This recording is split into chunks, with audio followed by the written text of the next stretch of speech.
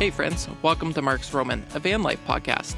I'm Mark, a Canadian, and since 2024 I've been exploring a nomadic life, traveling out of my Hyundai Elantra hatchback. In 2026 I made the leap to full-time with the 2019 RAM ProMaster 3500 that I've been converting myself. Come along with me as I drive, hike, and paddleboard across North America. Today's episode is all about why. Why did I choose van life, and how did I get from my apartment and my job to being a nomad in a van? I'll share about the road that led me here and share some advice that I'd give to somebody who might be considering van life. Today I'm recording this at Great Smoky National Park on the border between Tennessee and North Carolina. So welcome. Before we jump into today's episode, just a couple of quick things. If you are interested in following along with more of my stuff, you can find me on Instagram and on YouTube at Mark's Roamin, as well as I have a bunch of stuff listed on my website, marksroamin.com. And a little bit of what's coming up as well. The next episode, I'm going to focus on my car life days. The trips that I did over the last 2 years out of my hatchback, what worked, what didn't, and how that prepared me for the transition into van life. As well, I'm going to do an episode or two on the build process and why I chose to build and lay out my van in the way that I did, and some of the challenges that I faced along the construction journey as well.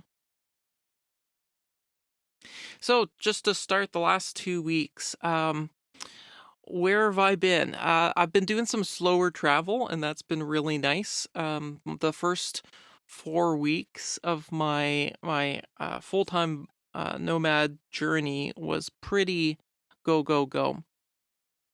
I rushed all the way down to Florida and did the whole circuit from St. Augustine on the Atlantic coast to Key West, and then came up the Gulf Coast. And then made it back to Cape Canaveral for the Artemis II moon launch. And I realized that I was just really, really tired because it'd been go, go, go. I'd only had 1 or 2 nights where I'd stayed in the same place twice. And that was pretty exhausting. And so I knew after that I wanted to take things slow. So the last 3 weeks have been quite a bit slower. Spent a couple of days in Tallahassee, the Florida Panhandle, worked my way up through Georgia into Alabama, up towards Huntsville, Alabama, and then started doing some hiking there as I started getting into the end of the Appalachians. And then a couple of days over in Chattanooga in Tennessee. And the last 2 days have been working my way into the mountains. So that's been really nice, just to kind of slow everything down. The next couple of days I'm going to be doing some backcountry hiking, and so that's going to be a nice change of pace. Yeah, that's really one of the things that I've been enjoying the last little while. A highlight as well would be I made a stop at the Jimmy Carter Museum and Gravesite in Plains, Georgia, and that was really worthwhile. Jimmy Carter has kind of been a little bit of a hero of mine for a long time, which may sound weird as like a Canadian that like an American president would be a hero, but I really became aware of him through his post-presidency work that he did through his foundation and through working with Habitat for Humanity. And I was really pleasantly surprised when I got to Plains, Georgia, and checked out the museum that's at the high school there, just to kind of get a broader sense of what the Carter Foundation did while him and his wife were still alive and continues to do, both in the U.S. and in North America and around the world. If you're ever in that part of Georgia, make sure to stop in and check it out. The other thing, too, with his gravesite that was super, super neat, was just how humble a gravesite it is. It's just 2 simple stones in the garden that was attached to their property, which is now a National Historic Site. And there's a pond and some benches and a butterfly garden, and it's just very relaxing and down to earth and simple. And um, given um, some of the bravado and showiness in other leaders of today, it was very refreshing just to see somebody who his whole life was marked by this trait of humility. It was just a really, really encouraging stop and moment. And if you're ever there, I encourage you to check it out. All right, so why van life? How did I get into this position? How did I end up selling things and moving into a van? Um, well, I think for a lot of people that end up in a nomadic lifestyle, a lot of that uh, is often triggered by some kind of season of transition. And that was definitely and has continued to be true in my own life. I'm in my late 30s now, maybe hitting an early midlife crisis. Um, I say maybe, but I'm living in a van, so I think I'm full tilt into my midlife crisis. Um, I came out of a major romantic relationship that had ended in my life, and a long time alongside of that, coming to a place where my previous job was no longer a healthy fit for me. And at the same time, with both of those things, I was also hospitalized for several days with some rather serious health issues. And so all of that kind of left me in this place of really feeling like I didn't know what was next, but also in this strange position where I didn't have any obligations any longer um, to any major things in my life.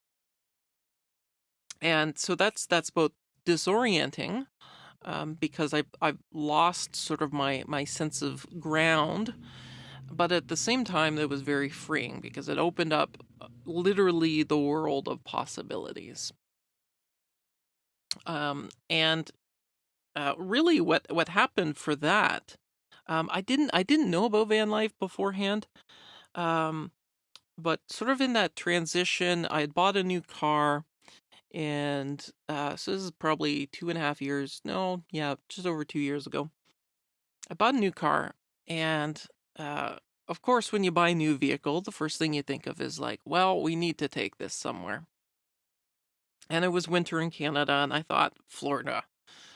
I need the sun. I need some warmth for a little bit. And I thought, okay, I can take a 2-week trip, drive down to Florida and drive back.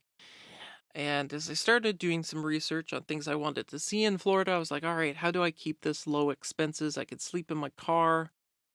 I hadn't really done that before. But I've done a fair amount of camping, and I was like, I could figure this out. And as I started to try and figure out, okay, how am I gonna sleep in my car and where am I gonna stay? And how am I going to make sure the vehicle is breathable but yet private? As I started doing research on these things, I ended up falling down the van life rabbit hole on YouTube. So as soon as you start looking up things like how to make your own blackouts for your windows, or like places to stay overnight in a vehicle, suddenly you come up with all the van life stuff. And so I ran down that rabbit hole and just absolutely fell in love with it. This idea that maybe I could take a season of my life and spend it exploring on the road has had a lot of appeal to me. I've always enjoyed travel. I've always enjoyed some kind of like spontaneous travel of not having a whole lot planned. I like the idea of exploring. I'm not really bothered by not knowing where I'm going to sleep at night, as long as I have like either like my tent or I have like the money for a hostel, um, or something like that, or just I have a vehicle. As long as I've got something, it doesn't really bother me or stress me out to not have an itinerary. Um, and so that's really how I fell in love with the idea. But I knew I didn't want to just suddenly spend all of this money on a van and starting to do a conversion. There are people who are able to do it for really cheap, but most of the time, if you're going to do a van, that's not just going to be for weekend getaways. Um, the costs for insulation, electrical, um, and and and just the hardware and the lumber that sort of goes into it adds up pretty quickly. So I didn't want to make this huge expenditure without first trying it out in some form, because I didn't want to get into it and then realize actually I just hate this.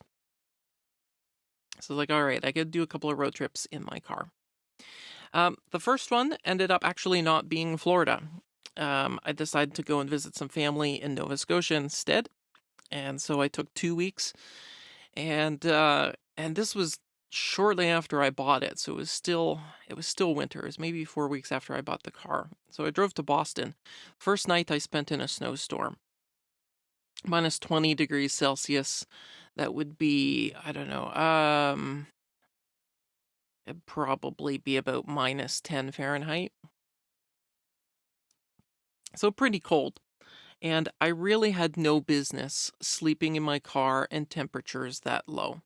I didn't have a sleeping bag that was rated for below zero or below freezing. I didn't have a proper um, like a bed insulation or like I had gotten like an air mattress, but like most times you buy an air mattress, it gets a hole in it, and it got a hole in it the first night, and so um, by halfway through the night, I was essentially just right on the carpet of the back of my hatchback.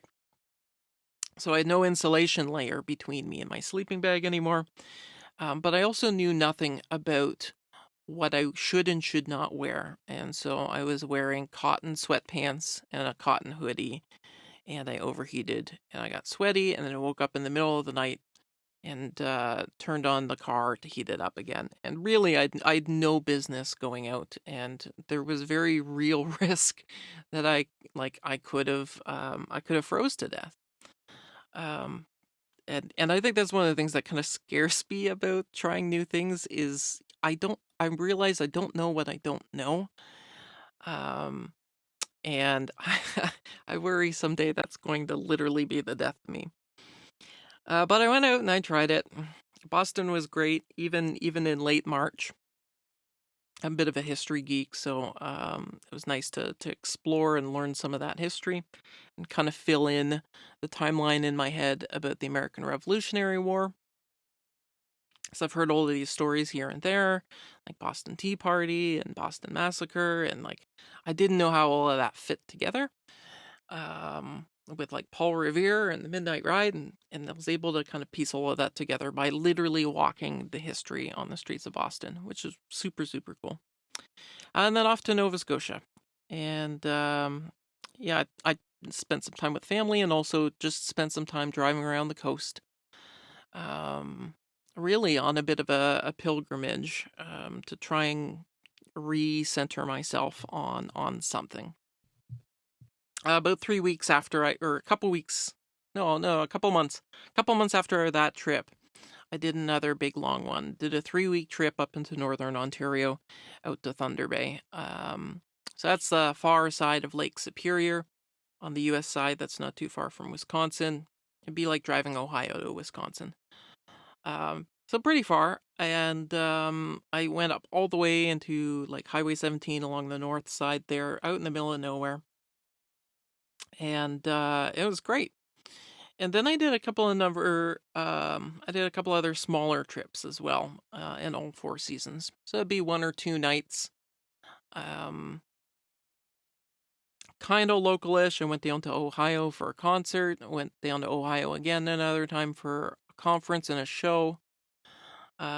So yeah, just a couple of trips to try and get a sense of it. And each time I would alter the setup of my vehicle. So I got rid of the air mattress pretty quick and ended up building a small wood frame with some storage underneath of it that just kind of like flipped up on hinges. So I could put my blackouts in there, made my own blackouts just with like black felt and reflection. I got like a roll of like reflector insulation. Um, and those worked pretty well for the 2 years that I was doing trips. And then I also got like mosquito netting that could kind of like fold over, or like you could pull it over top of the car doors.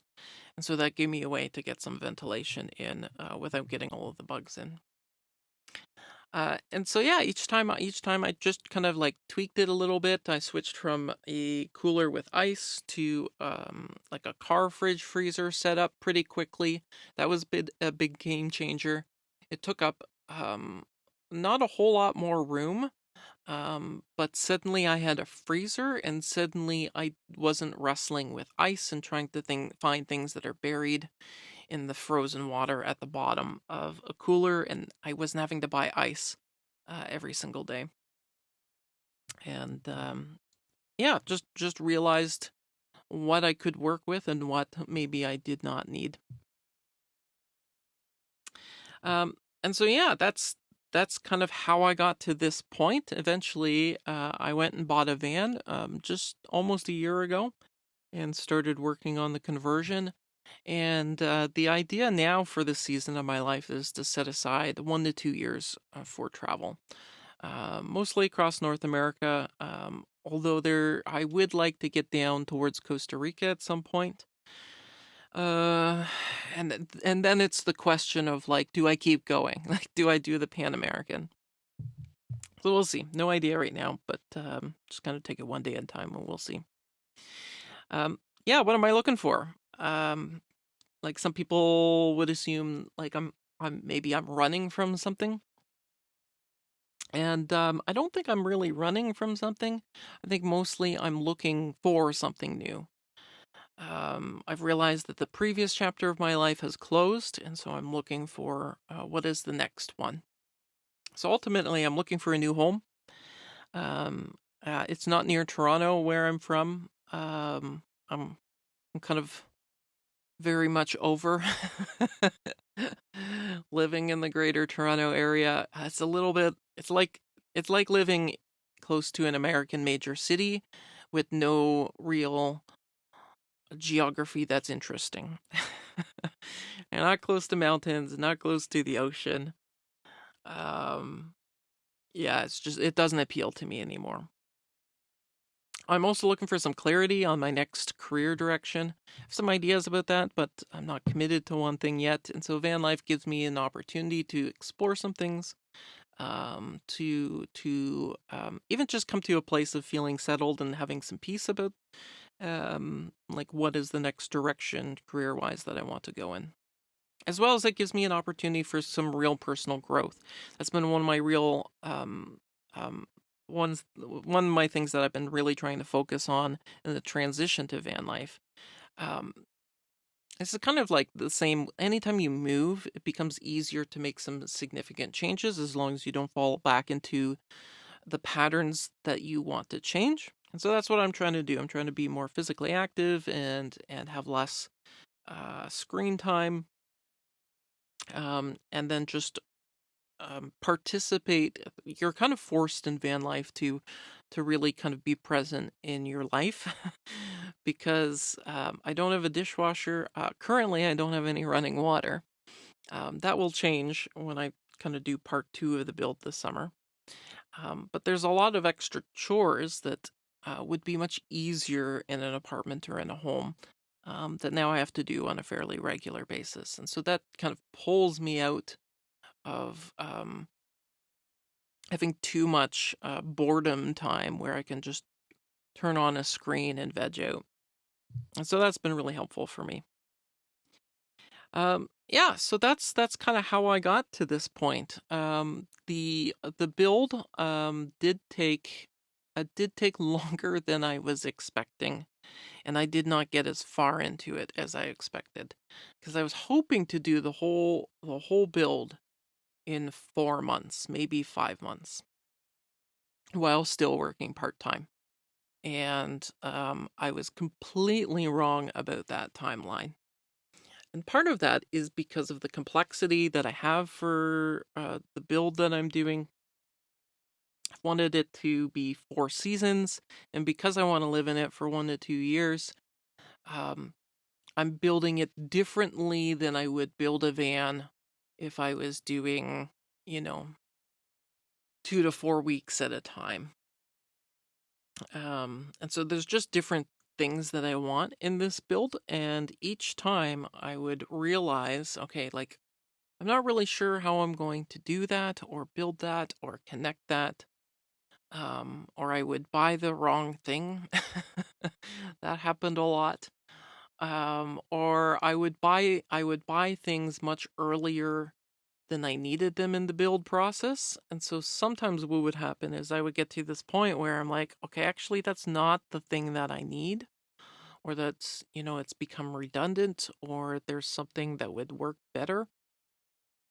But at that point, I've kind of gone past the 30-day return window for most things from Amazon.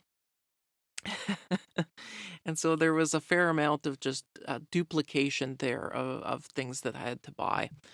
And so I've got stuff in my storage unit that I need to sell when I go back that I just never ended up using for the build. Um, yeah, so that's kind of how I've gotten to this place. The van right now is kind of half done, and that's been really interesting traveling in the van with it not completed. In fact, that's even something that now I would recommend to somebody, that um, if you're considering van life, or maybe you've bought in a vehicle and you don't know where to start, or you've gotten started but it's not done yet, um, I'd encourage you to just get out and to start doing some traveling. Like, make it functional enough to be able to go, and maybe build it in such a way that you can update it. But I knew I just needed to get out. Um, I knew I needed to get on the road and to start actually living this thing that I've been working towards for the last 2 years. And it's been great. It's had a lot of challenges. Um, and the having everything in my life shift again has been hard, but it's also been really, really good too. It's been a lot of good changes and good shifts. So yeah, it's not really been a straightforward journey into van life and full-time nomadic living. Um, but I don't know how often transitions happen the way that we typically might want them to or plan for them to do. Life has this way of just getting in the way and messing up my plans, and so that's been part of the transition of like learning for me in this transition of learning to accept um that there are lots of things that are outside of my control, and I just need to learn to deal with it. So one quick example of that, just before I wrap up. So about 2 weeks ago, just after I'd recorded the first episode, I had a dash light come on my van. And so this one is the ETC light on the dash, and I could feel that there was something wrong with the throttling on the engine, especially at low speeds, or sometimes it would get up to a higher speed, and then suddenly it would like it would not switch gears until like a significant drop in speed. Um, and it would happen on hills, and suddenly I would lose all the power to be able to climb up the hill. And so this had happened right after I'd done some off-roading, and I was in some sand, and I'd pressed the button to turn off the traction control, to as like part of airing down my tires to get out, and then I saw the ETC light come on, and so in my brain I'd assumed that it was connected. Um, a lot of the delays I had in getting the van on the road was because it was in the shop for a couple of months. Basically, they redid all of the electrical underneath the dash and the hood, and had to replace PCM and the power distribution. And so my assumption was there's a problem there. Maybe there's a software issue when I press the button that suddenly things are not working again. And that kind of triggered all of the fear and the anxiety I had felt for the 3 months that they were working on my van, and I didn't know when it was going to be done or how much the repair was going to cost. So all of those feelings came flooding back, and I was like, oh no. And that was all done in Canada. It was not done through the dealership. It was done through a mechanic. And so I'm like, uh, the the a local dealership or mechanic cannot honor the warranties on these parts that my mechanic back in Canada has. And so I was freaking out. I was so worried. I felt physically sick about like what am I gonna do? I had to kind of talk myself through, like, okay, you have an emergency fund, and even beyond that, you have more money that you can access to be able to um, get an Airbnb or like a motel for a couple of nights if you need to. And to remind myself that I've been turning this van into my home. And so if it does need another $1,000 to $2,000 repair, then I'm going to do that. It's no different than owning a house. There's always something that's going to go wrong or break that needs to be fixed or updated or torn out and replaced. And a van is the same thing. And on a smaller scale, though, thankfully.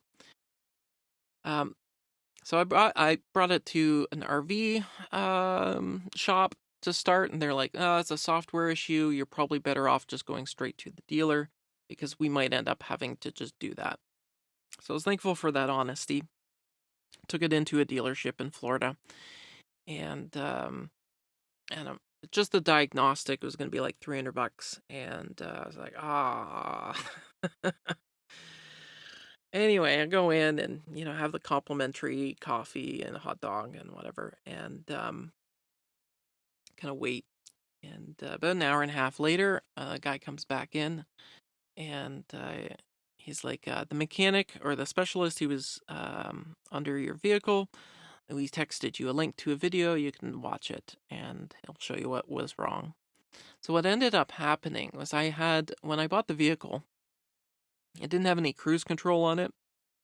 And so the dealership I'd bought it from, which was not a Chrysler dealership, it's like a used truck dealership. They had a third party or an aftermarket cruise control stock installed, and they didn't quite install it right. My mechanic had to rewire it, and so the dealership, they're like, "Here's the problem. One of the pins has come out in the connector between the cruise control stock and the steering column. And that's what was triggering the ETC light and messing up the throttle control." And so I was all worried that the PCM, like the computer brain that controls the engine, like it's one of the most expensive parts in the vehicle. I was so worried there was a problem with that again. And it just happened that there was a pin that had come loose, probably when I was on some rough, like the off-road trails, or maybe it just wasn't in all the way properly. And so I had this moment of realizing, like, I was so worried there was going to be thousands and thousands of dollars for another repair, and it was something really simple. And yep, still had to pay dealership rate for the diagnostic. But they looked over everything else, and then just kind of showed me, okay, here are some things you need to be aware of for future repairs. And so that gave me a lot of peace of mind just for like the state of where the vehicle's at mechanically right now. So it worked out. I got through it. There's this big crisis, and I was so worried about it, and ended up being able to figure it out and work through it, and it wasn't as expensive as I thought it was going to be. And I think that's just a good lesson for me. That there are these challenges that come up, and maybe that's one of the things that I like about van life. As much as like the challenges that come up with van life are very urgent, because it's not just your vehicle, it's your home. And so when there's a problem with your vehicle, there's also the problem of where am I going to stay and how long am I going to have to find someplace else to stay. And so everything is very immediate and urgent anytime something goes wrong with the van. One of the things that it forces me to do, though, is I can't procrastinate on fixing that problem. I can't push it off. I can't ignore it. It's right in front of me today and has to be addressed. And so I have to address it. And what I've been finding is that I can actually figure most of these things out. And so that's been really cool, just to kind of to work through that and realize that, yeah, there are going to be problems and challenges with this lifestyle. And all of that is new, and maybe that's why it feels so overwhelming, because it's new. But it's something that I can figure out. And yeah, we're figuring it out. So, a little piece of advice, if you are kind of thinking through, maybe like, is van life something you want to consider? I would encourage you that your thinking on it before making the leap should be proportional to what you'd be investing in it. So if you have this idea for this, $100,000-$200,000 off-road 4x4 van with lift kit and recirculating shower, and if you've got that kind of like dream, your thinking on that should be proportional. So if you are planning a major build and a major investment of your money, the amount of consideration you give that should be proportional to that. And so I'd encourage you actually to start small, like I did. Start with the vehicle you already have. Do some trips. Throw a mattress in the back, some blankets, and a cooler. Pull up ioverlander.com on a web browser. Don't use the app. The app used to be good. iOverlander 2 is a pay thing, and it's not as good, but you can still use it on like a web-based on a browser. Pull that up, look for free campsites, and just go out and try it. And try with the vehicle that you're in. See what you like, see what you don't like, see what you need, see what maybe you don't need that you thought you did. And see if this is really something that you do enjoy doing. Because I think for a lot of people, it's a dream, it's a fantasy, but it's not something either that they can commit to because they have other commitments, or it's actually not something that they would really enjoy. Do you enjoy going a week or two without a real shower, where your bathing is like beach showers, or like in a pond or a stream or a lake somewhere, or occasionally paying $20 for the shower at Love's? Yes. If you're okay with that, then you might be all right. But if even that idea kind of freaks you out, then maybe this style of travel is not for you. So don't make that huge investment before you find a way to go out and try it. All right, so just to wrap up our time, I want to say thanks for listening to the Mark's Roamin podcast. If you'd like to follow the journey, I am on YouTube and Instagram, both at Mark's Roamin, no G on the end. And if you are interested in some details about my travels, including map pins, the places that I've been and recommended, what I'd recommend, you can check out my website, www.marksroman.com. To support this podcast and my travels, the best thing you can do is to leave a 5-star review and to share it with a friend. The music is by Jayam, and it's licensed through MusicBed. If you're looking for licensing music for a creative project, there's a link in the show notes to get a 14-day free trial. And finally, in big or small ways, I hope that you'll find a way to explore our beautiful world with me. And because I'm a nerd at heart, I'm going to leave you with the words of Professor Tolkien. It's a dangerous business going out your door. You step onto the road, and if you don't keep your feet, there is no knowing where you might be swept off to.